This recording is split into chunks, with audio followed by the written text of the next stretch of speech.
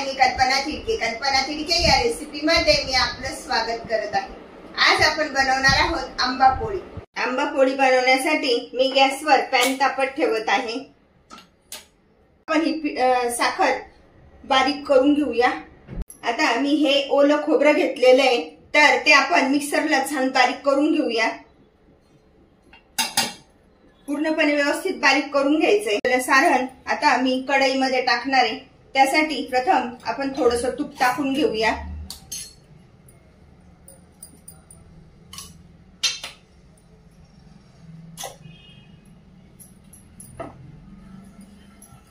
अशा प्रकारे आता आपण आपलं हे तूप वितळलेलं आहे, तर त्यामध्ये मी हे एक वाटी पूर्ण गच्च भरून घेतलेलं ओलं खोबरं बारीक करून घेतलंय आणि ते टाकून घेत आहे. आपण हे खोबरं चांगल्या प्रकारे असं परतून घेऊया. आता 1 मिनिट झालंय. खोबरं चांगल्या प्रकारे परतलं गेलंय, तर त्यामध्ये मी 2 वाट्या हा रस टाकून घेत आहे. अशा पद्धतीने आता आपण हा रस त्यामध्ये टाकून घ्यायचा आहे. गॅस मध्यम करायचा.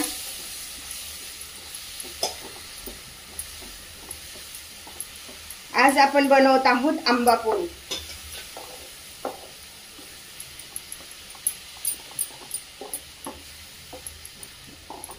गॅस मोठा करून आता आपण हे चांगलं कोरडं होऊ देऊया.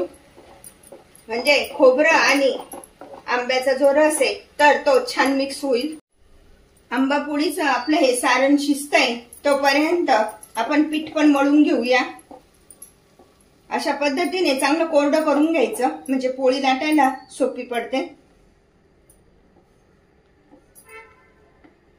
त्यासाठी मी साधारण अंदाजानुसारच पीठ घ्यायचे आपल्याला. हे मी पीठ कपड्याच्या साह्याने छान गाळून घेतलेलं आहे. त्यामध्ये पाव चमचा मीठ टाकून घेत आहे आणि थोडीशी हळद टाकायची आपल्याला. त्यामध्ये मी अंदाजानुसार साधारण अर्धा चमचा तेल टाकून घेत आहे.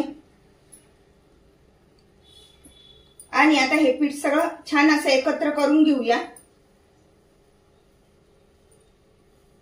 आपल्या अंदाजानुसार पीठ घ्यायचं. आपल्याला पोळ्या किती करायच्या आहेत त्या अंदाजानुसार आपण पीठ घ्यायचंय. एकत्र झाल्यानंतर आपण पुरणपोळीला जसं पीठ मळतो त्या पद्धतीने पीठ मळून घेऊया.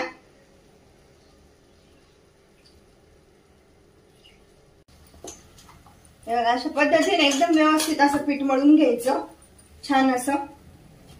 आणि थोडंसं तेल लावून पुन्हा आपण मळून घेऊया.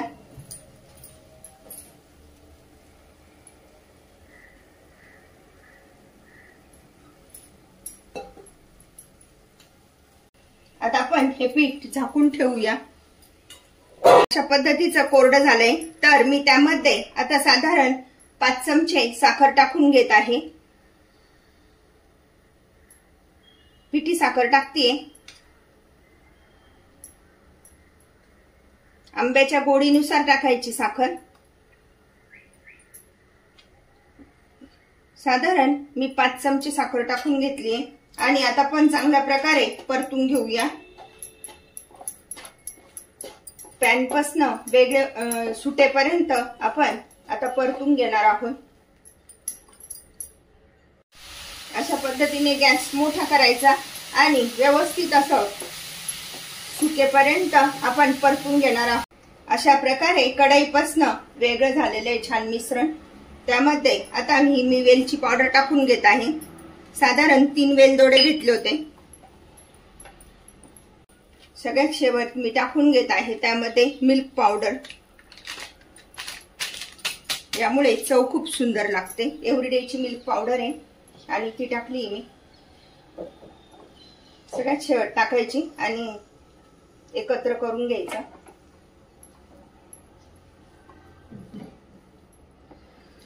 चांगलं एकजीव झालेले आता. हे बघा अशा पद्धतीने आता याचा गोळा पण छान तयार झालाय. तर आपण गार होण्यासाठी ठेवूया. मिश्रण बघा, मिश्रणाचा किती छान गोळा तयार झालाय ना, मस्त. आता आपण तवा तापत ठेवू आणि याचे गोळे करून घेऊया. छोटे छोटे गोळे तयार करून घेऊया.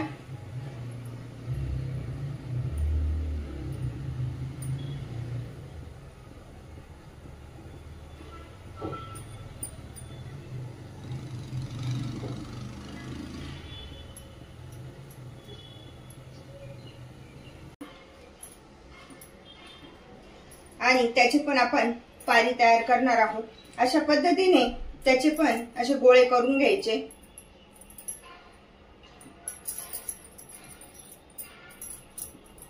आपल्याला हव्या त्या आकारामध्ये लाटायचे। आपल्याला जर छोटे छोटे लाटायचे असतील तर आपण छोटे पण लाटू शकतो। अशा पद्धतीने छोटे छोटे गोळे तयार करून त्याची आपण आता पारी लाटून घेणार आहोत। असं पीठ लावायचं आणि बाजूनी त्याला हे करत जायचं।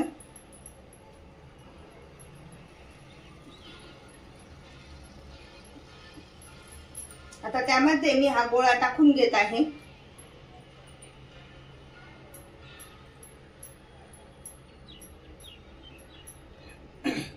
मोदकासारखी छान अशी पारी तयार करायची।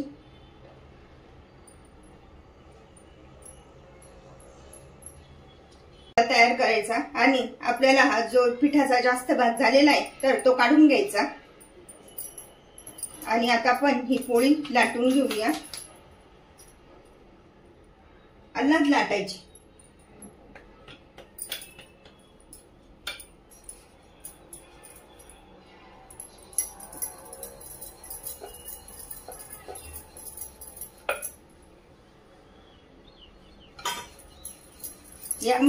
या पिठामध्ये आपण मैद्याच्या पिठाचा अजिबात वापर केलेला नाहीये।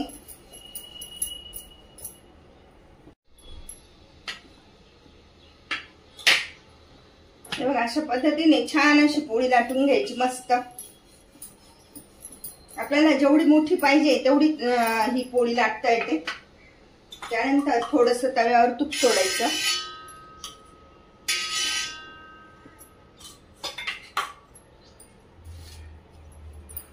तूप चांगलं पसरून घ्यायचं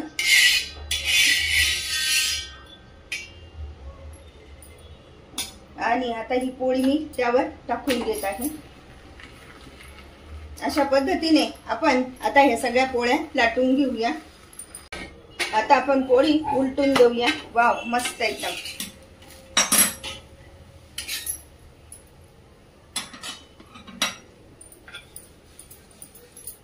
अशा पद्धतीने आता आपण सगळ्याच पोळ्या लाटून घेणार आहोत। एकदम सॉफ्ट आणि खूप सुंदर अशी पोळी खायला लागते। ती आपण तुपासोबत खाऊ शकतो।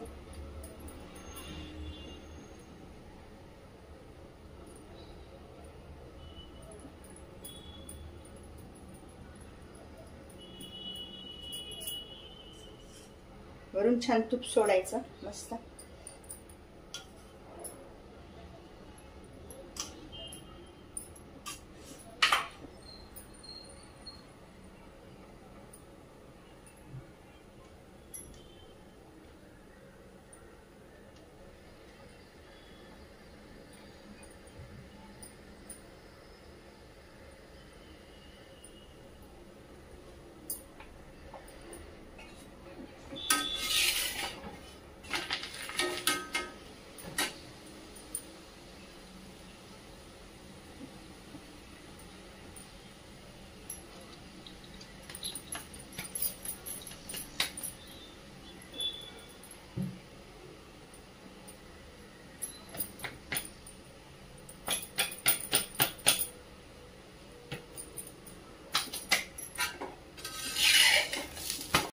वाव पोळीला लेअर तर बघितले ना किती छान आले मस्त एकदम।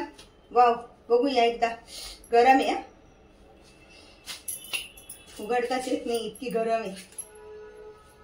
एकदम सॉफ्ट आहे, बघितली ना किती सॉफ्ट आहे, एकदमच सॉफ्ट आहे।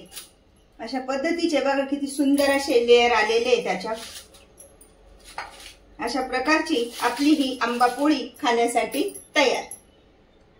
गव्हाच्या पिठाचा वापर करून बनवा आंबा पोळी। अशा प्रकारची पोळी तुम्ही पण बनवा आणि मला मात्र कळवा कशी झाली ते। लाईक आणि सबस्क्राईब करायला विसरू नका। पुन्हा आपण भेटूया नवीन रेसिपीसह। थँक्यू।